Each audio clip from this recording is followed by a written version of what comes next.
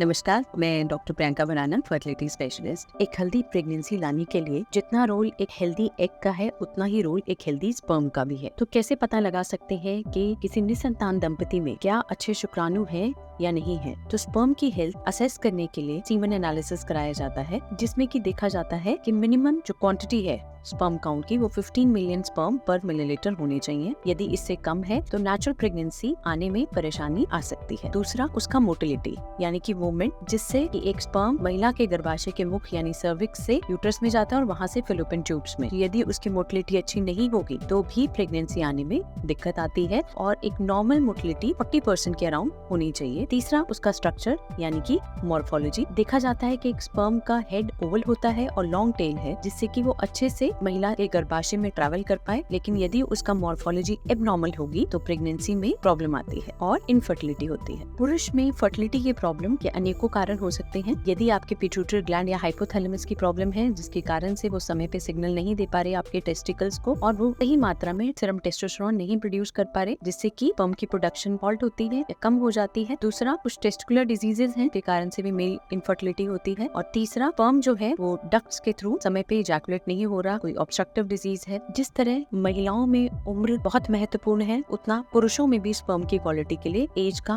बहुत important role है। यदि पुरुष की उम्र बढ़ रही है तो उस पे स्पर्म की क्वालिटी और क्वांटिटी पे भी फर्क पड़ता है, स्पेशली यदि उम्र 40 से ऊपर है। एक हेल्दी स्पर्म प्रोड्यूस करने के लिए सबसे जरूरी है एक हेल्दी वेट अपनाना। आप अपना BMI चेक करें, जितना BMI ज्यादा होगा या जितना वजन ज्यादा होगा, उतना ही स्पर्म काउंट डिक्रीज या उसकी मूवमेंट कम होने का रिस्क रहता है। दूसरा, आप हेल्दी डाइट अपनाएं, फ्रूट्स लें, वेजिटेबल्स लें जो कि रिच होती हैं एंटीऑक्सीडेंट्स में, उससे भी स्पर्म की हेल्थ में इजाफा होता है। तीसरा, सेक्सुअली ट्रांसमिटेड डिजीज यानी कि क्लमाइडिया, गोनोरिया, ये सभी इनफर्टिलिटी करती हैं पुरुषों में। मल्टीपल सेक्सुअल पार्टनर्स की वजह से STDs होने का रिस्क रहता है। आप कोशिश करें मोनोगैमस रिलेशनशिप में रहें। और दूसरा, STDs को प्रिवेंट करने के लिए आप बैरियर कॉन्ट्रासेप्शन यूज करें और समय पे उसका ट्रीटमेंट कराएं। यदि बहुत लंबे समय तक इन्फेक्शन रहेगा तो उसके कारण से ऑब्स्ट्रक्टिव एजोस्पर्मिया होने का रिस्क रहता है। इसके अलावा स्ट्रेस को मैनेज करें, क्योंकि स्ट्रेस की वजह से भी आपके सेक्सुअल फंक्शन डिक्लाइन करते हैं, कम होते हैं। Moderate amount of physical activity रखें। स्मोकिंग ना करें, क्योंकि स्मोकिंग से भी स्पर्म काउंट कम होते हैं। अल्कोहल को लिमिट करिए। इंटरकोर्स के दौरान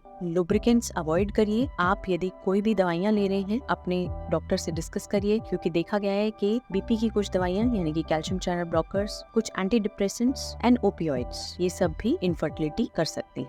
यदि आपका ज्यादा एक्सपोजर है पेस्टिसाइड्स का या कुछ टॉक्सिन्स का, तो उससे भी स्पर्म की क्वालिटी और क्वांटिटी कम हो जाती है। कोशिश करिए कि आपका स्क्रोटम का टेम्परेचर कम रहे, जिससे कि हेल्दी स्पर्म प्रोडक्शन हो, क्योंकि यदि स्क्रोटम का टेम्परेचर ज्यादा होगा तो उसके कारण से भी स्पर्म प्रोडक्शन कम हो जाती है। लूज अंडरगारमेंट्स, बहुत लंबे समय तक बैठे रहना अवॉइड करें। सोना अवॉइड करें। वार्म ऑब्जेक्ट्स का एक्सपोजर अवॉइड करें, स्पेशली लैपटॉप लंबे समय तक अगर यूज करते हैं तो वो भी स्पर्म की क्वालिटी को इफेक्ट करता है। कीमोथेरेपी, रेडियोथेरेपी, ये नोन कॉजेज हैं स्पर्म प्रोडक्शन के इम्पेयरमेंट का, इनफर्टिलिटी कॉज करते हैं। किसी भी कपल को यदि उनकी उम्र कम है और 1 साल से लंबे समय हो गया है, प्रेगनेंसी नहीं हो रही, तो हस्बैंड सीमन एनालिसिस एक जरूरी टेस्ट है, ये पता लगाने का कि इनफर्टिलिटी का कॉज कहीं पुरुष की वजह से तो नहीं है। और यदि उम्र 35 से ऊपर है तो 6 महीने तक अगर प्रेगनेंसी नहीं हो रही तो तुरंत अपने इनफर्टिलिटी विशेषज्ञ से आप मिलकर अपनी फर्टिलिटी की जर्नी इंप्रूव कर सकते हैं। यदि इस वीडियो को लाइक करते हैं तो चैनल को सब्सक्राइब करें और वीडियो को शेयर करें।